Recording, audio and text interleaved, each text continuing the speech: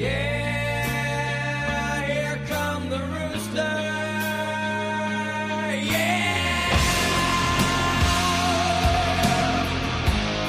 you know he ain't gonna die.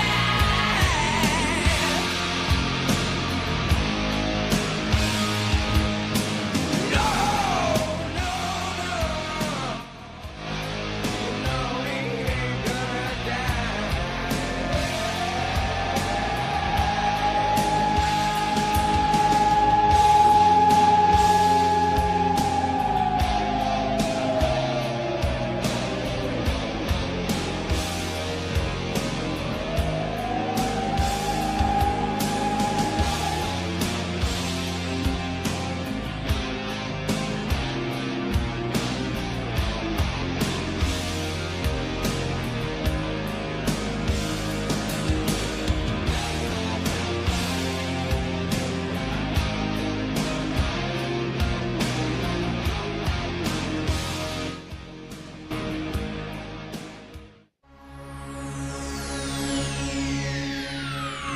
Ladies and gentlemen, may I have your attention, please? The show starts in 10, 9, 8, 7, 6, 5, 4, 3, 2, 1, go. You're listening to the House of Cards on Facebook, YouTube, and BigPatriotRadio.com. All licenses for music and content have been purchased by and are for the express use of Big Patriot Radio Networks.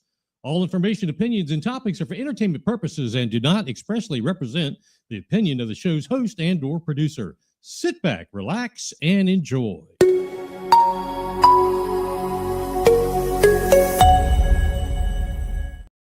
And good evening, everybody. See if I can't get that my screen to fix here. What in the world? Technology. Bear with it just a second here.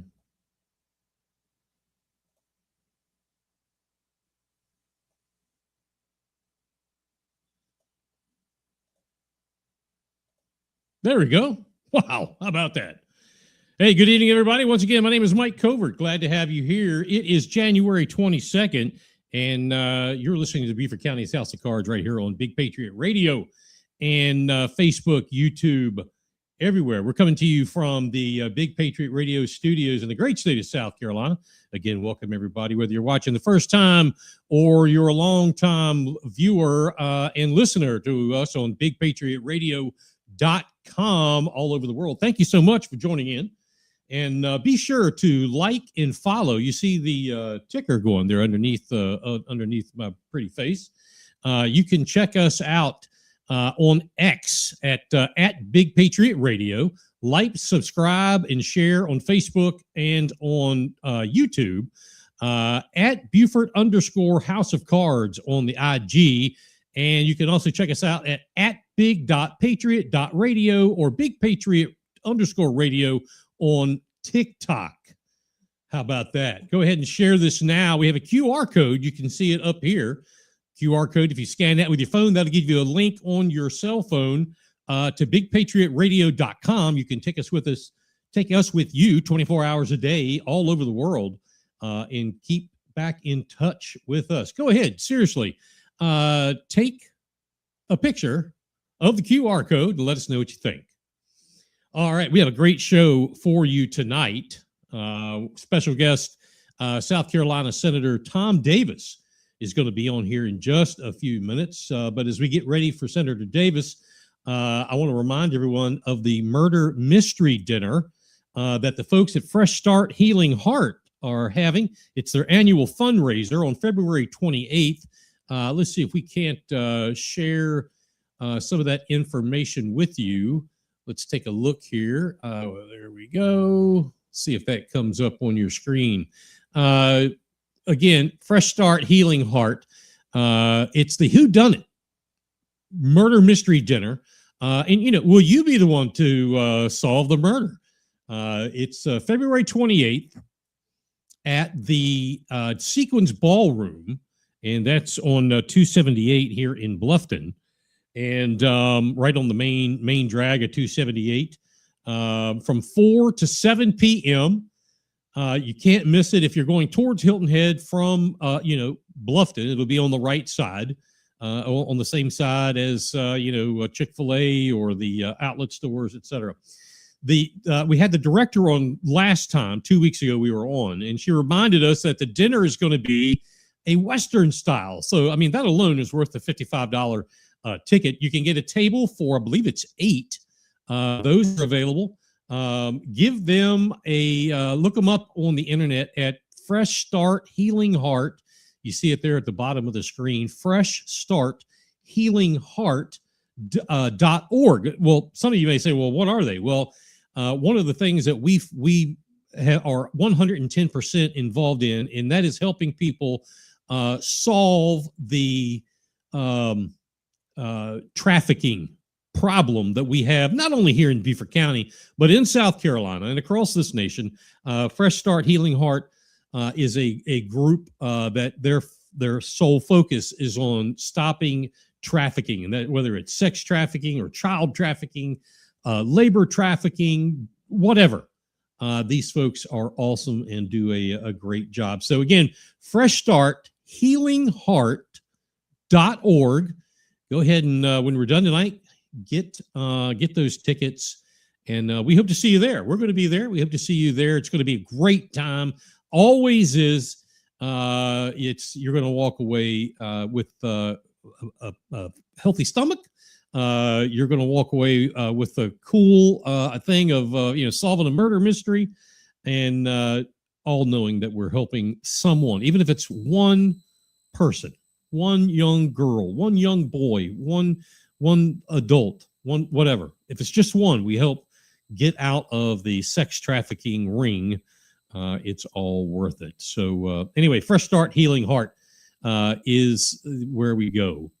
Let's see. Let's put this over here, and I can't bring that up. No worries. No worries at all. All right. Our first guest tonight, hopefully we're going to have 2 on. I still haven't heard back a formal yes from our second guest, but our first guest is a multi-time guest of the show. And as always, he knows this, he is always welcome here. He is the state senator for District 46 of South Carolina. That encompasses all of southern Beaufort County, I believe a small portion of Jasper County, I believe, and maybe a very small little hook of northern Beaufort County. He is the chairman of the LCI committee, very, very important committee in the Senate. And back when Governor Mark Sanford was up there in Columbia, he was the chief of staff. Please join me in welcoming Senator Tom Davis to the show. And Mike, how are you? I'm well, Senator. How are you tonight? I'm doing well. I just got off the road, I-95, 278, and pulled into the home here in time for your show. I'm glad to be with you. Man, it's always good to see you. I took all week long. I've been with you. Obviously down here while you've been, things happening in Columbia. Everybody, there's a traffic bad. I know that everybody's kind of freaked out from Orangeburg west, I guess, north and west about this snowmageddon coming. Yeah, I think, in particular, worried the utilities and their power lines and the ice. That's the real danger for us here in South Carolina. But from what I'm hearing, Mike, I think it's moving a little bit more to the north. So maybe we'll be spared, but fingers crossed. Absolutely. Before we get into topic of what the real thing we wanted to talk about, it's your second full week being back in the General Assembly, the second year of a 2-year session. What's your outlook? Do you feel like this is going to be an exciting year? A lot of things going to happen, and maybe what's some highlights of stuff you're going to be working on? Right. I do think it's going to be a very productive year. We had a finance committee meeting a couple of days ago, and I think you're going to see not only another very large income tax cut, lowering the marginal rate even further. you're going to also see some substantial property tax relief. I mean, the phone calls that I receive and the emails and the other correspondence, I mean, people don't like to pay any kind of taxes, obviously, but more and more what I'm hearing are the property taxes. I mean, are really kind of taking a bite out of people's paychecks and savings accounts. And so what we approved in Senate Finance a couple of days ago was taking the homestead exemption, the existing homestead exemption that exempts 50,000 of the assessed value for property owners who are 65 years and older. That will be increased if the bill we passed in Senate Finance becomes law. That exemption will be increased from $50,000 to $150,000. So Wow. the first $150,000 of your assessed value will not be subject to ad valorem taxes. That's about a $420 million tax cut that will be paid for from revenues going into the general fund. That money will go back down to local governments to hold them harmless for foregoing that property tax, income. So I do think you're going to see substantial property tax relief. You'll see substantial income tax relief. That's going to take up probably about $600 to $700 million of the new revenues we have coming in. And then the balance of those new revenues, I'm convinced we're going to spend on roads and bridges. I think we're going to really see a laser focus on infrastructure. So those are three big ticket items, Mike, for revenues that are coming in this year to the general fund: a large property tax cut, a large income tax cut, and also devoting further revenues to supplement the gas tax for roads and bridges. So I think you're going to see some really good things on the fiscal front for South Carolinians in 2026. To those people who are listening who either are going to be new to the homestead exemption, and don't get me wrong, that 50 to 150,000, that is awesome, especially for those of us that are getting close to that. That's fantastic. Could you explain, what is, what are they going to see? How will they experience the difference between a 50,000 and 150,000? How does that work on their pocketbook? Yeah, I mean, just it's dependent upon what the county's millage is. Obviously, the property tax you pay is a function of a 4% assessment ratio times the millage times the assessed value. And then the product of those particular factors, results in the property tax you pay. So what we're talking about is taking that math formula that I just outlined, and it's only going to apply to assessed value of your property over $150,000. So if your property is worth $200,000, say, you're not going to have that assessment based on the full 200,000. You'll have it based on $50,000 of it. So, and you'll see that on your tax bill. You'll be able to see what your taxes would have been, but for this particular assessment exemption we're talking about. And then you're going to see the net amount that you have to pay. So it'll be very transparent to taxpayers. They'll see the relief that they're getting from the state. And I, like you, Mike, I mean, I believe that money is best spent by individuals. It's most productive when it's left in people's pockets. It becomes inherently less productive when you send it up to Columbia and you let politicians spend it. So by doing that, with the new revenues coming in, providing that tax relief, you're leaving the money in a more productive place inherently. So I'm really excited about that. Do you feel, Senator, that, as I try to relay this a lot on my show, and that is the fact that there are services that have to be paid for, and those services are paid for by the taxpayer. You can't cut everything because things do have to be paid. So aside from all that, getting out of the mud, do you see, our revenues have been fantastic. Do you see greater revenues for the state of South Carolina that's not Harry homeowner or Tommy taxpayer related, but in other areas, maybe even as such as the proposed gambling or casino acts that are out there? Yeah, I don't know. In terms of there's two so-called gambling bills that are currently being debated in Columbia right now. One is in regard to a potential casino that would be on I-95 near Santee. That bill is currently in the House of Representatives. I don't know. I've done a whip count on that. I don't know if that's going to be sent over to us in the Senate. But what we are debating in the Senate, it's in the committee that I chair, Labor, Commerce, and Industry, is legalization of sports betting. And whether or not we should regulate that. And the argument in favor of regulation is this, that the federal government has already passed a law several years ago allowing so-called prediction markets. You can bet on predicting the outcome of certain events. Mhm. And you've got some of these large companies like FanDuel or DraftKings. They've already announced an intention to do business and are right now doing business in South Carolina You in are. reliance upon that federal exemption for predictive markets. So, South Carolina's not getting any benefit from that. And there's also the potential for abuse and bad actors. And so we'll be debating, throughout the first few weeks of session, whether or not South Carolina wants to step in and regulate this particular space that currently is not regulated by state law at all, and actually reap some of the financial and monetary benefits of taxing that activity. So I don't know where either of those bills are going to go, Mike. I will tell you in South Carolina, particularly when you go to the upstate, you have a very strong socially conservative cultural strain of Republican that does not think that the state ought to be involved in gambling in any respect whatsoever. So there's that political hurdle that would have to be overcome. So I think it's too early to tell whether or not either the casino bill or the sports gambling bill will make its way to Governor McMaster's desk. But I will say that both of those things are being debated this year. I would imagine that folks, some of your colleagues, Senator Cash or Senator Corbin, would be spearheading the effort to shoot that down. But it'll be great to watch. Speaking of LCI and what we wanted to talk to you about tonight, I want you to tell us a little bit about a couple of bills that you filed.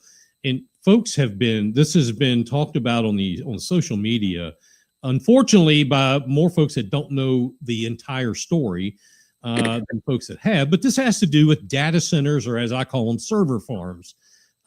It's somewhat become a dirty phrase in some circles in South Carolina, and that's really not fair. We are in the digital age, and these are a necessary thing in this digital age. Now, you have a couple of bills that you authored that I believe that address one of, if not the most important part of this type of industry or this business, at least in my opinion, and specifically here in the Low Country, and as you're aware, even more specifically around the Ace Basin, and that has to do with water consumption and the overall cooling as it relates to water. I'd like for you to explain, one at a time, and let's talk about, before we go to the next one, where you've been and what you've got authored.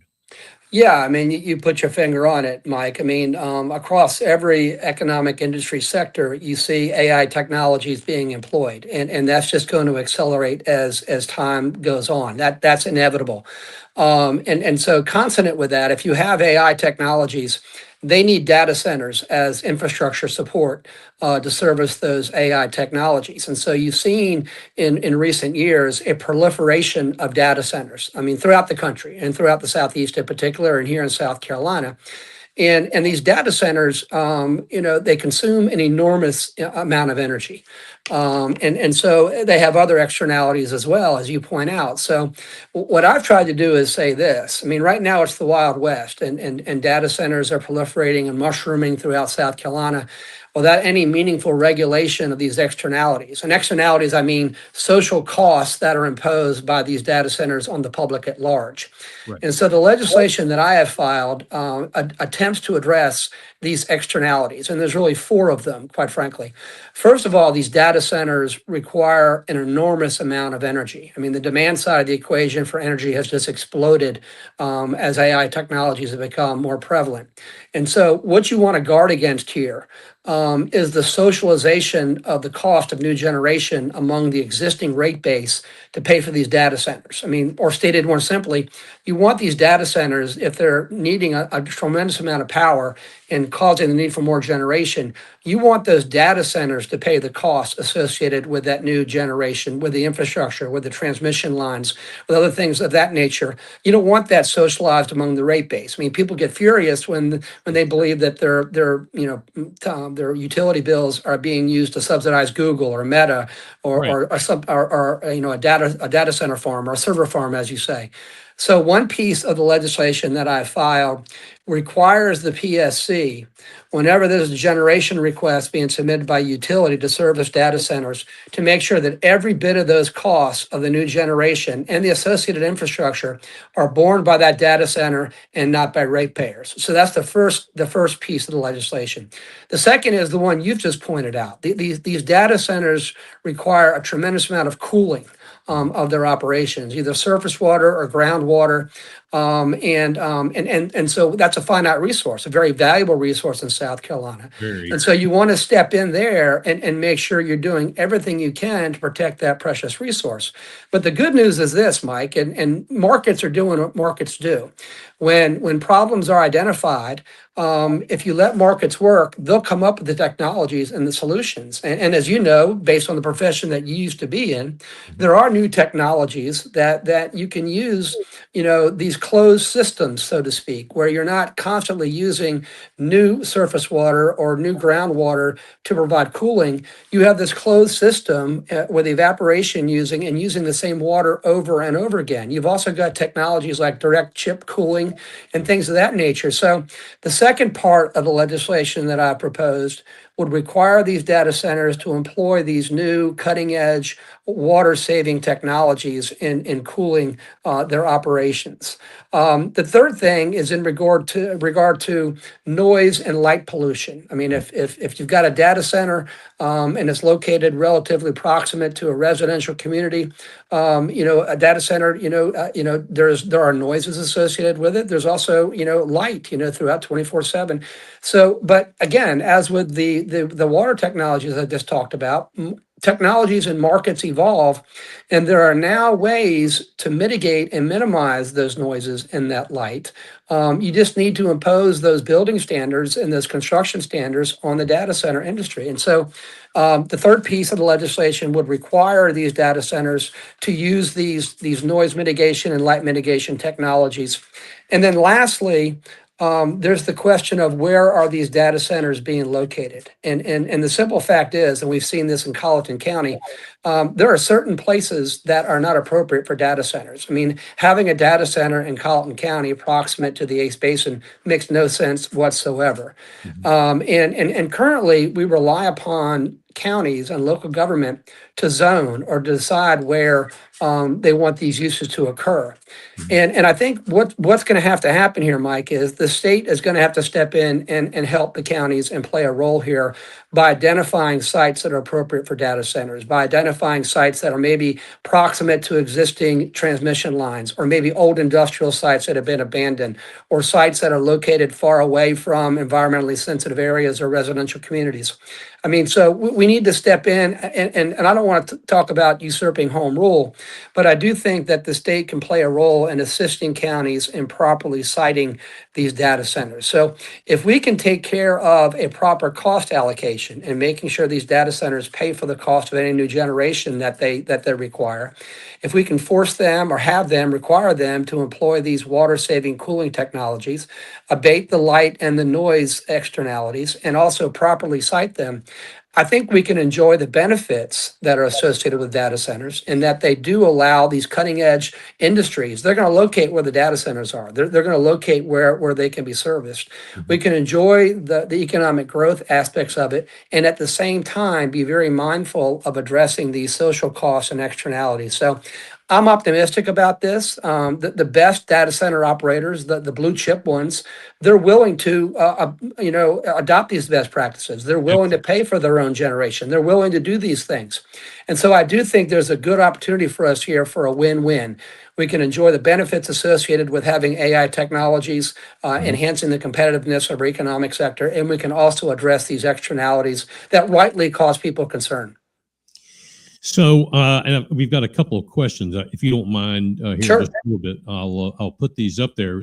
I'm glad to hear that. I like the four tenant, if you would, the 4-pillar approach. Mhm. I think when you cut away all of the, wipe the mustard and the mayonnaise off the sandwich, I think taxpayers, from what I have been listening to and watching, there's a couple things. One, they don't want to have to pay either upfront or afterwards for any business that come, private business, they don't, and I'm with them there, and they don't want to have to pay on the end of it or the backside.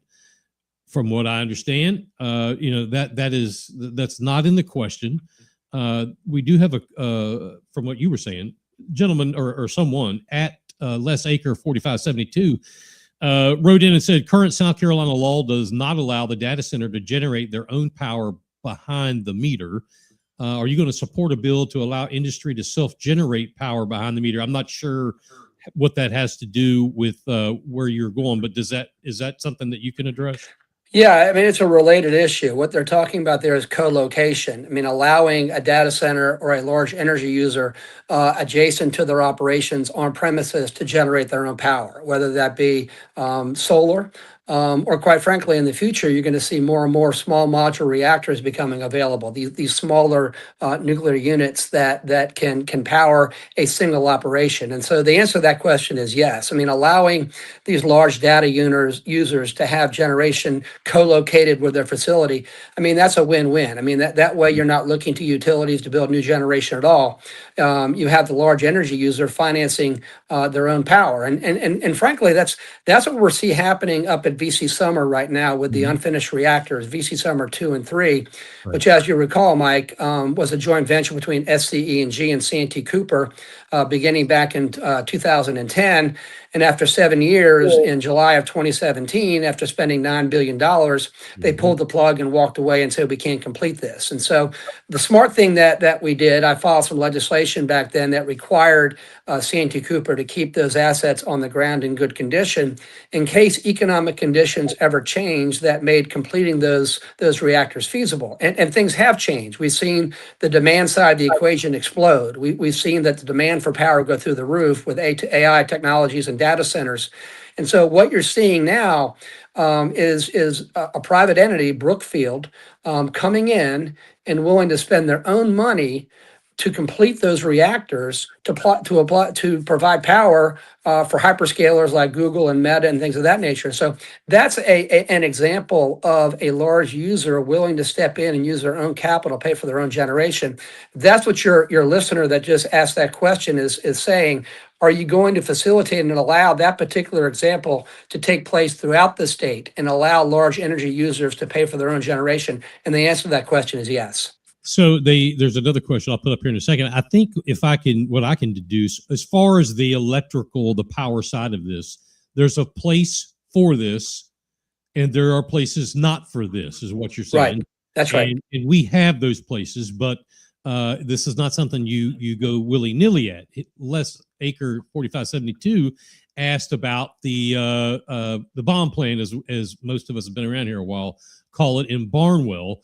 Could that be repurposed as a data center location? And I think what you're probably getting ready to say is absolutely, but it has to be financially adequate and feasible for that private industry. Is that correct?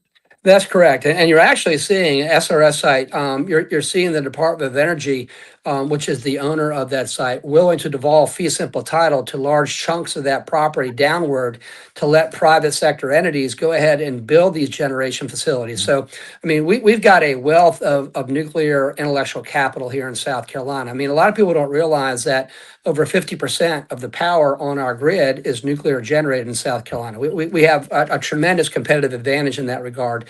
And the Savannah River site and the lab that's there is just another example of that. So you're already seeing a lot of private equity companies coming in, getting land that was part of SRS and owned by the Department of Energy and developing it. And so that is going to continue. Yep. We lost it.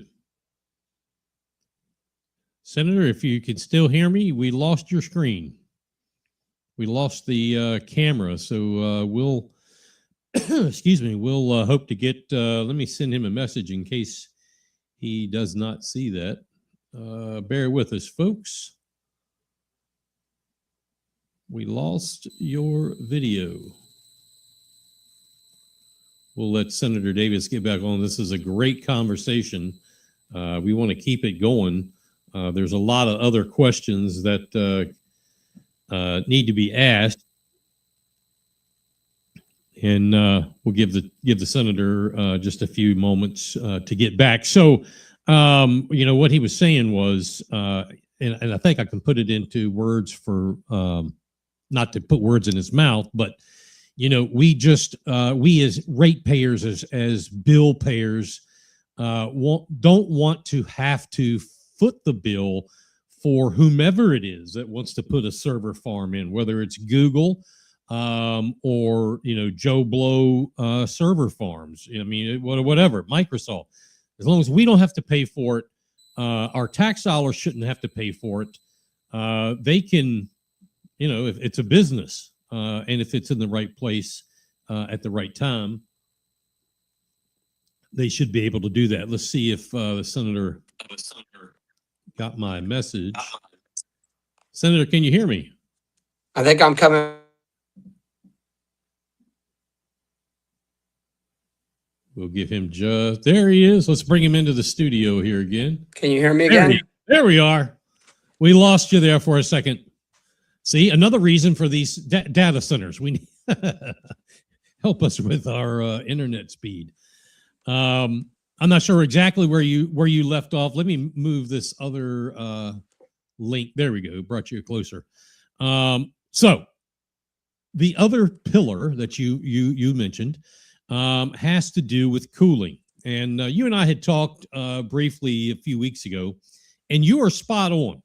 There are two types of water. There are two types of water usages.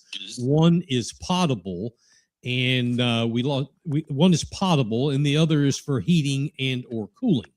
Now, potable water, sinks and kitchens and so forth, that really is neither here nor there. That's not part of anybody's argument. However, when it comes to cooling, we see you fine now, Senator. When it comes to the cooling, either of the space or the racks, the server racks, and folks, if you've never seen a server farm or a data farm, that is nothing but a crazy big building with a bunch of servers. These servers are large computers, and they run. All these servers run our math equations and things of that nature that make what like we're doing right now possible. So they have to be cooled. Yet Senator mentioned that in my previous life, we took care of some data center, and I mean it was enormous. The old way was with air. That's very inefficient, very expensive. So they started going to water. And a lot of older server farms, or older meaning like 5 years, which is that's kind of funny, they would use something that the senator was referring to as an open loop. You have closed loop and you have open loops. These open loops they're very efficient. However, they're damaging. For us here in the Low Country, I think the senator would agree, that is the least positive way of doing any type of cooling is with an open loop, or one that brings water out of the ground and puts it right back in the ground. That's very inefficient, and that can lead to possibly toxic runoffs, things of that nature. That is old school. Senator, what you're talking about is closed loop technology, where there is no cooling tower outside that you see the big pluff of steam coming out of, and that is the heat being evaporated outside. It's being carried outside, and that's what makes cold water.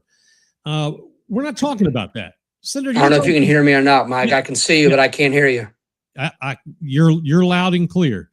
Can you hear me now? You're on. I can hear you and I can see you.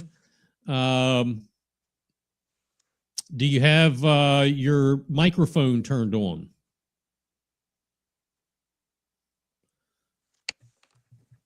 Do you have that turned on?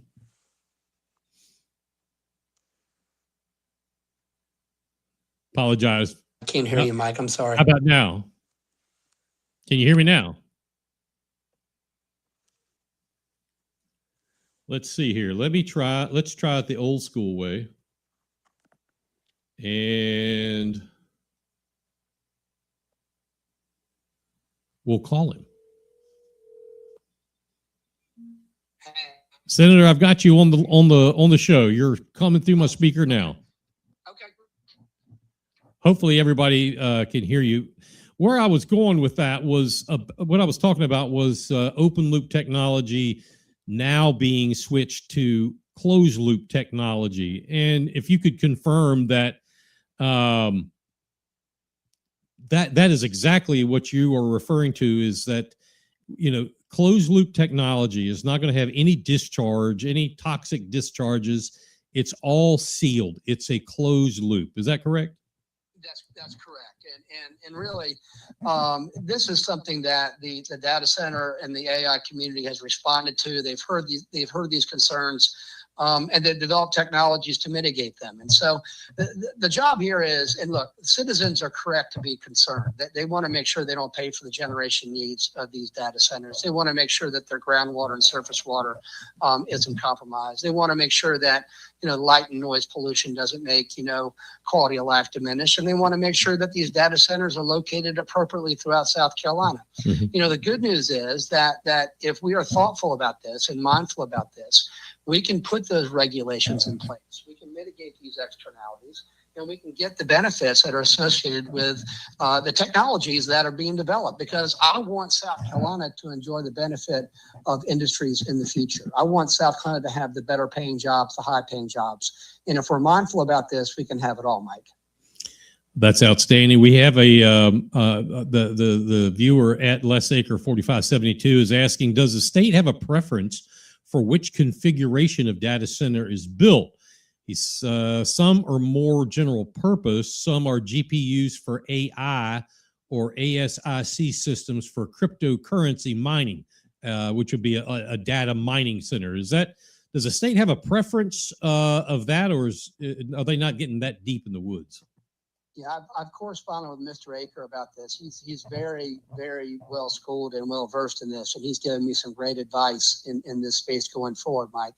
I mean, really, in terms of the state stating a preference, we're letting markets work. We're letting, you know, willing buyers meet up with willing sellers. We're looking at where capital wants to form and what sort of needs they want to service. Yeah. What the state should be concerned about is, and this is the case whenever there's private investment and economic activity, you want to make sure that the externalities, the social costs, the effect on the public at large, you want to make sure those things are mitigated, and you want to make sure that the business operator or the business entity that's causing these problems is responsible for paying for their resolution. So, in terms of the state policy, I mean, we're not going to get into the business of trying to steer data centers in any particular generation. What we are saying is, if you're a data center and you want to invest your capital and build in South Carolina, these are the rules and regulations that you have to abide by if you want to do business here. Awesome. I guess at the end of the day, the people in the Low Country, Charleston, Dorchester, Colleton, Hampton, Beaufort County, Jasper County, that were up in arms that, you know, boy, they're going to let this sit at the foot or the headwaters of the Edisto or the Combahee or the Ashepoo River. That is not what you're looking for. Is that right? Oh, absolutely. And let me be very clear. I mean, citizens and residents were right to be alarmed. I mean, what was being proposed in Colleton County is entirely inappropriate. But the silver lining, you know, as it is, I mean, in terms of what was being proposed there, it raised public awareness. It got people involved. It got policymakers listening, and it got legislators willing to impose these restrictions on data centers that are quite reasonable. So, you know, it was unfortunate. I think it is something that is of a concern, but it has served to move the debate forward in Columbia in a way that I think is very productive. That is outstanding. Senator, I appreciate you coming on. Sorry for the technical difficulties there. I am looking forward to watching and hearing from you all as hopefully these bills get out of committee and you know, get on the floor and everybody can talk about it. Do you have, you know, is there one senator over another that has said, hey, this is good for my backyard? Well, you've got, you know, a split up there, quite frankly, in Columbia, Mike. You have some that would not like any growth whatsoever to occur in South Carolina. They feel like we have enough. They would impose a ban on new economic development. They would almost essentially say, we're static, we're good, we don't need any more people. I understand that sentiment because people, see our roads being overwhelmed. They see, our rivers being threatened. They see our groundwater being used. But I do think that we can have the best of both worlds. We can be very proactive in regard to conservation. We can be very mindful in terms of making sure that development pays for itself and imposing impact fees. We can put into place regulations that provides for responsible growth. And so I think we can have both. I do think that it's a mistake to simply say, let's put the walls up around South Carolina. We don't want to grow any further. That is not the way you create wealth. That is not the way you improve quality of life. That's not the way you get the best paying jobs. I do think we can have policies that accommodate responsible, smart growth, and at the same time preserve the quality of life that brought a lot of us down here to begin with. So I do think we can have it all. I don't think it's mutually exclusive. I've always said that the one of the biggest hurdles in politics to overcome is the not in my backyard syndrome. I'm sure you can appreciate that as well. Yeah, and I can look, and I'm a political person here. I'm mindful of what my constituents say. I'm mindful of what the concerns are, and I try to be responsive to them. I guess my point would be, and what I would like to reassure your listeners, Mike, is the people in Columbia are aware of the downsides of data centers and the tremendous demands they place upon our infrastructure, our power, our water, our resources. And I think there is a very, very strong consensus up in Columbia that we need to do something to regulate them, to make sure that these societal costs are controlled, to make sure that data centers pay their own way. And I do think that you're going to see some good work product come out of the 2026 session. There's a lot of goodwill up there. All right. Folks, South Carolina Senator Tom Davis, thank you so much for coming on, sir. As always, you're always welcome to come on here anytime. Thank you so much for the work you're doing. Love your show, and I appreciate you having me on, Mike. Thank you very much. Good night. Take care. Bye. All right. That is South Carolina Senator Tom Davis. Again, he is, apologize for the video difficulty there. Something, I believe that was on the speakers. Les, I see you just did that. Something on his end with the speakers was the problem. All right. It is 15 minutes before the top of the hour. We were hoping to have CJ Westfall, who is but they're actually having a meeting. CJ Westfall is the chairman of the Dorchester County Republican Party and has written several op-eds about two bills in the State House. House Bill 3643 and House Bill 3310. Don't forget, ladies and gentlemen, go up here and click on that QR code and get Big Patriot Radio on your phone so you can listen 24/7 to the best in classic rock, blues, news, and country rock. Anyway, both of these bills have been named, quote, like the closed primaries bill, and were written by two different factions. And you may not like what we say sometimes, but it is what it is, and I'm not going to sugarcoat it. I'm going to tell you what we know, not what you want to hear. So anyway, there are two factions of the Republican Party in general, but I'm talking about in South Carolina. There are basically two factions. There is the establishment. And then there are non-establishment.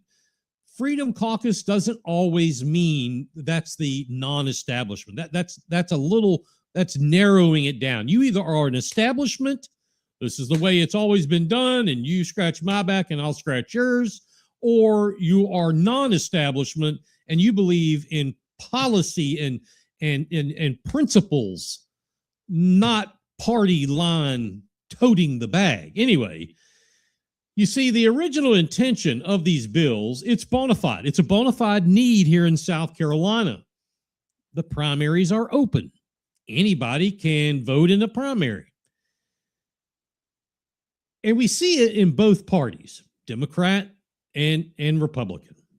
people start adding, while these bills have the same intention, then you see people start adding crap onto the bill, adding junk onto the bills, and then they become burdensome. Where you have, when you hear a politician say, well, you know, I like this, I voted for the bill because of this, but I don't like this, and this. Understand. Got it. But it's that extra junk that they add on to so many bills or concurrent resolutions, what have you, that boggle them down and can ruin them. 3643 was spurred, if you want to use that, on by our very own Beaufort County GOP Chairman Kevin Henley and State Executive Committee woman Zhao Dan Lee.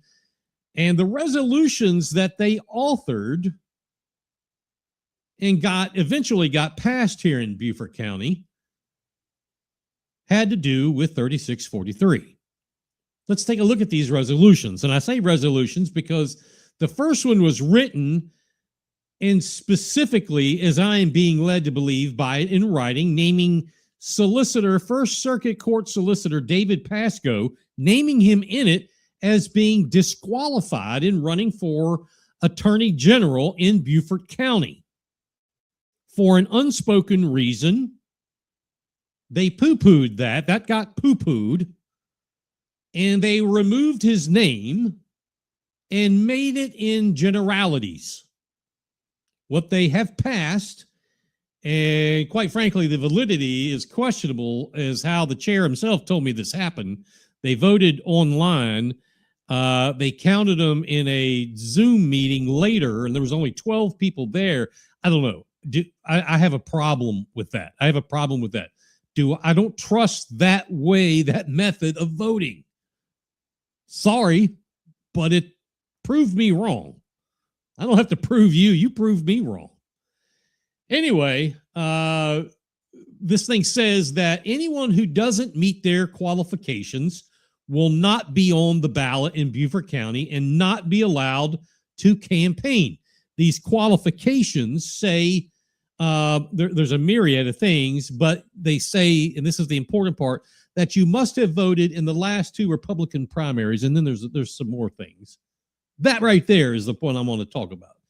The problem with that is that it would allow the party to decide who can and who cannot be on the ballot, thereby not allowing you, the citizen, the actual voter, the constitutional right to see and hear from every candidate, not the party, not the party's right. It's your right. You should be able to exercise your constitutional right to see every candidate.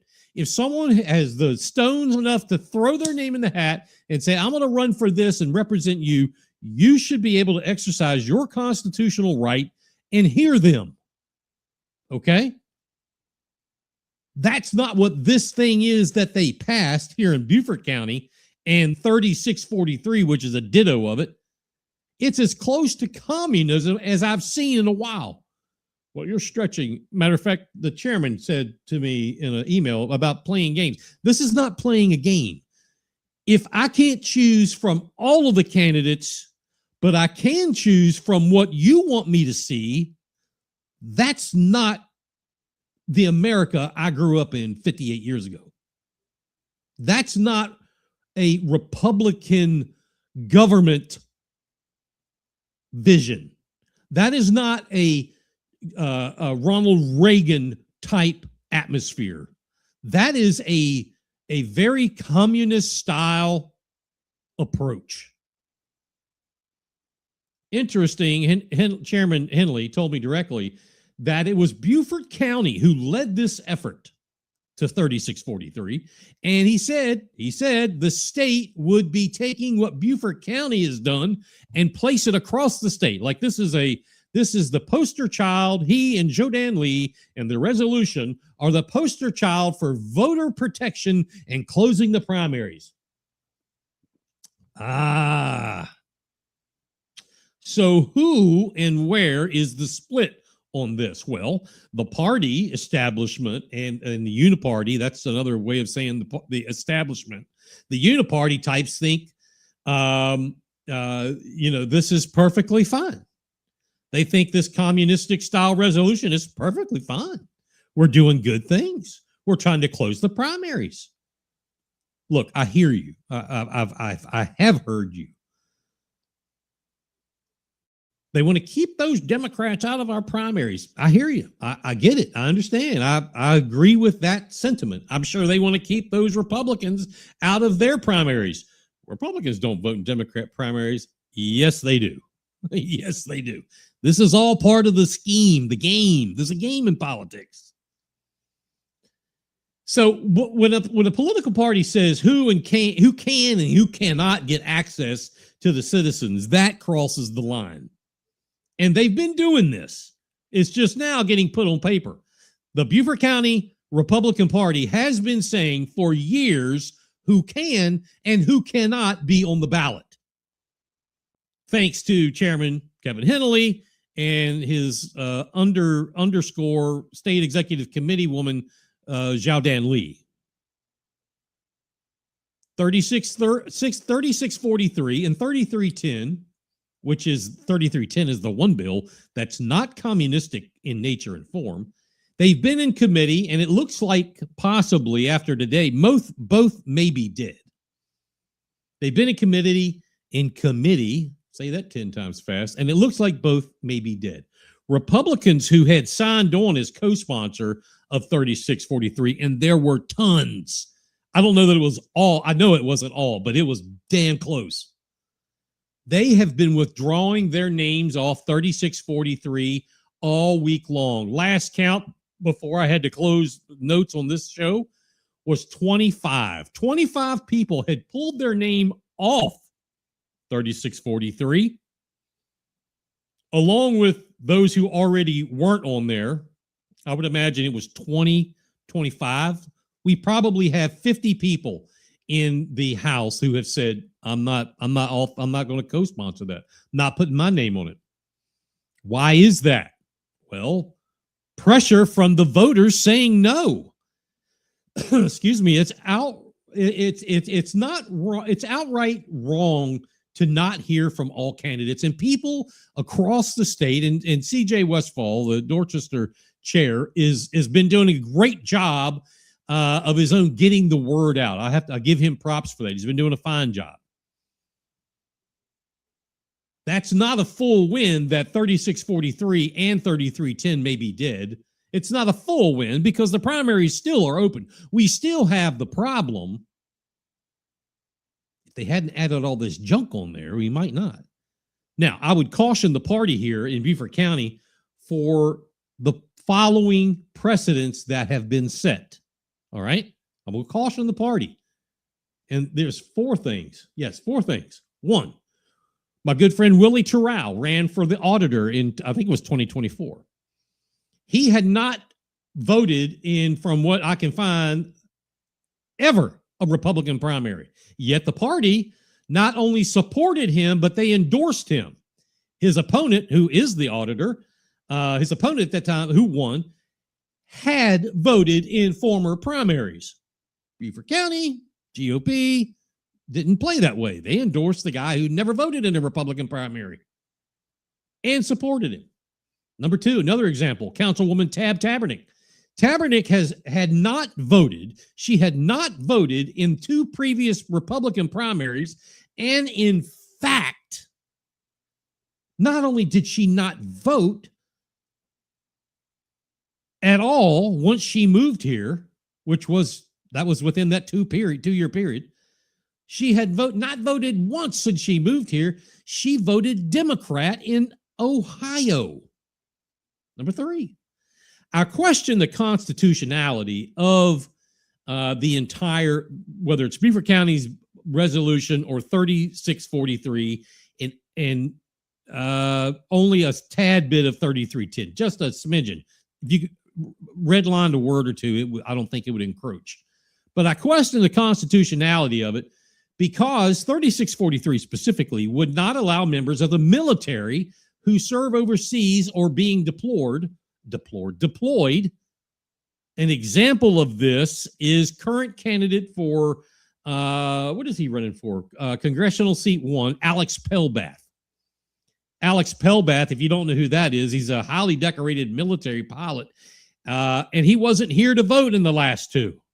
He would be disqualified. Instead of being here to vote, he was flying the last flight out of Afghanistan. That's right. That guy lives here in the 1st Congressional District who flew the last big flight out of Afghanistan. But Beaufort County GOP Chairman Kevin Henley, Executive Committee woman Xiaodan Li say, no, no, no.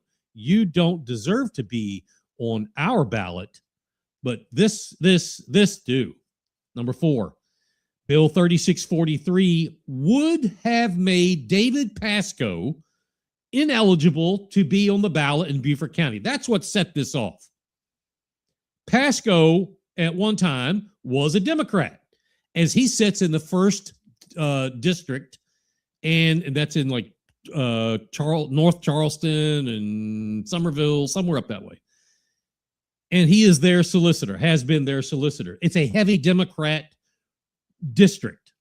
Running for Attorney General in a majority Republican state only makes sense to change parties. Now, here's where I want you to listen before you have an apoplectic attack. People say, oh, you shouldn't do that. Wait a minute. Not everyone is going to admit what I'm going to tell you, but I'm going to tell you this is how this game works.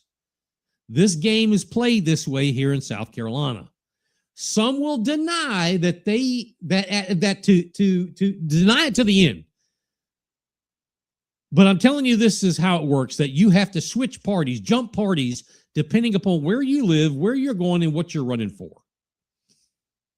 Jasper County used to be full-on, hard-stop Democrat.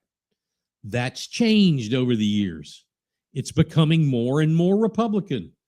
We've seen people now in office and those formerly in office in Jasper County have switched from the Democrat ticket to the Republican ticket. See, the game will continue because the voters don't register by party. If you hear someone say, I'm a registered Republican in South Carolina, no, you're not. I'm a registered Democrat. No, you're not. We don't register in South Carolina. We don't register. Some party chairs, such as Beaufort County, believe you have to pay allegiance to the flag of the Republican Party. And maybe they have a point. My point is about the voter. The voter should be able to hear from and see everybody who says, I want to run to represent you in this. To be told, nope, Mr. Citizen, John Doe, you can't see Jane Smith because she doesn't meet my requirements, so you don't get to hear her. That is communism. Given all of that, we need to see either 3310 move forward, and I'd love to hear your thoughts. If you think I'm crazier than a bag of hammers, love to hear it. Love to hear it. But again, my emphasis is on the voter. I look out and when I was in office for the voter. The voter is being told who they can and they can't vote for, and that is criminal. It's communism and it's unconstitutional. Anyway, if we want to see 33 move forward and 3643 be denied, somebody's got to step up in another fashion, another bill. If they both go away, then someone needs to be, the man or the woman or the whatever, and author a bill that the people want. We want closed primaries, but we want to be able to vote for whomever we want. That should not be a stipulation. I want to hear from you as well about this. All right. It is, let's take a look-see. It is straight up 8 o'clock here on Beaufort County's House of Cards. Let's see, where are we? Yeah, there we go. Let's pause that. Speaking of the General Assembly, I did want to run down for you. There was a bill debated on the floor of the House brought up by Representative Caskey of Columbia, wanting to make some rule changes. Basically, these rule changes would shut down people that aren't in agreement. This is going to sound so similar to what I just told you. People that representatives that aren't in agreement with the speaker or the minority leader or the majority leader from being able to make amendments, among other stuff. It was historic. They voted. They debated this today. It was a complete circus. I mean, Caskey is a ringleader of the circus. It would regulate the answering of questions during debate period. It would have disallowed proper representation of all the people of this state. Oddly enough, those rule changes were spearheaded by the establishment of the Republican Party. That would be Micah Caskey, Representative Hyatt, the majority leader, Tommy Pope, Speaker Pro Tem, and I'm sure the Speaker as well. Anyway, even funnier is the responses we've heard from people across this county about how allegedly, and it is alleged, State Executive Committee woman Zhao Dan Lee of Beaufort County is continually saying, quote, "We must come together as Republicans." I've heard her say that, and I've seen it in writing. I've heard it ad nauseum from her, which is on the face correct. You are correct. We should come together as Republicans. But behind those comments, she directs or authors resolutions and conversations that drive the Republican Party in half. She's on the campaign right now to replace at least one, maybe two county councilmen because they don't agree with her psyche. So she's going to take it upon herself as executive committee woman of all the people to have them replaced. Yes, we have been told by the folks she's been recruiting that she's doing this. How is that? Why is that? Why, Zhao Dan Lee, do you continually drive this party and this county apart? You said we need to come together as Republicans. I believe that. I believe you. However, what you do is not what you are saying. I'm sure you don't do it deliberately. Don't take it that way, but it is being done.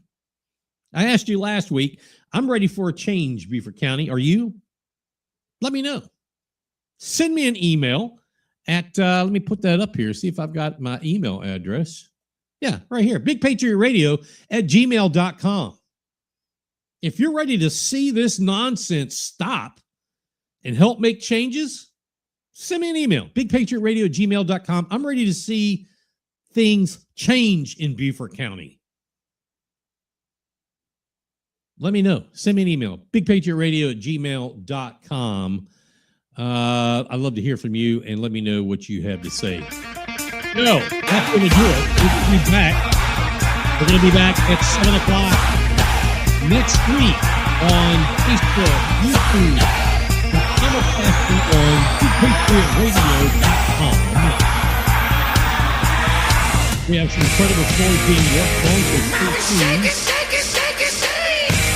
Be sure to click on that QR code and get Big Picture Radio on your phone.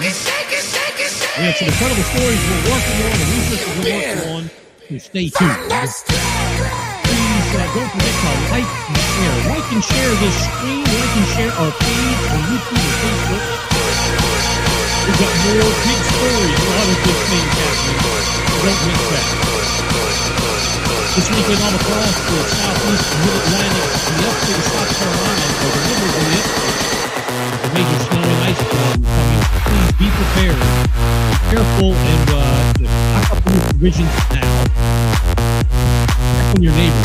Until then, next week, 7 o'clock, Thursday night. Satisfaction. Good night, everybody.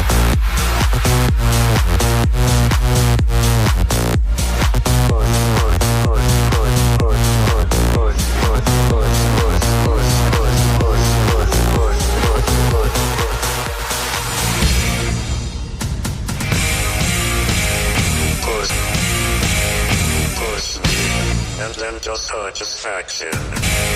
Push me, and then just high satisfaction. Push me, and then I can get high satisfaction.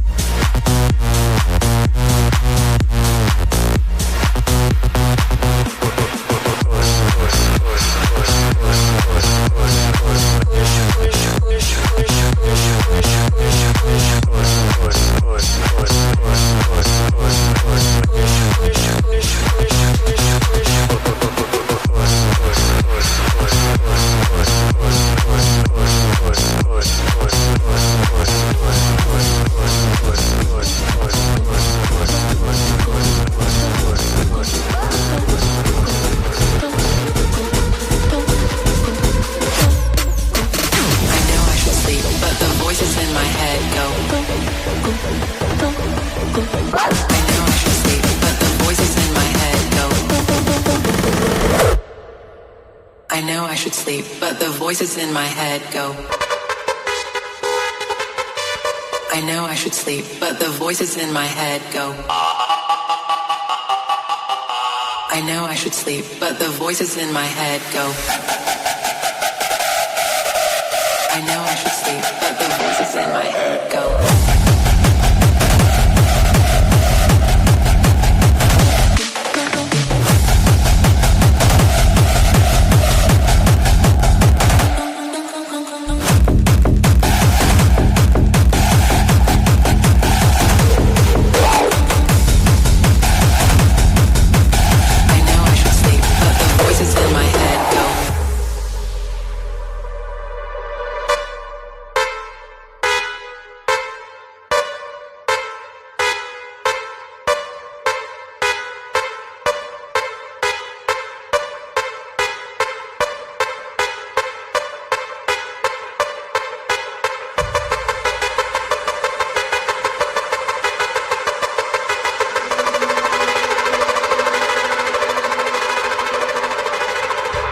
I know I should sleep, but the voices in my head go.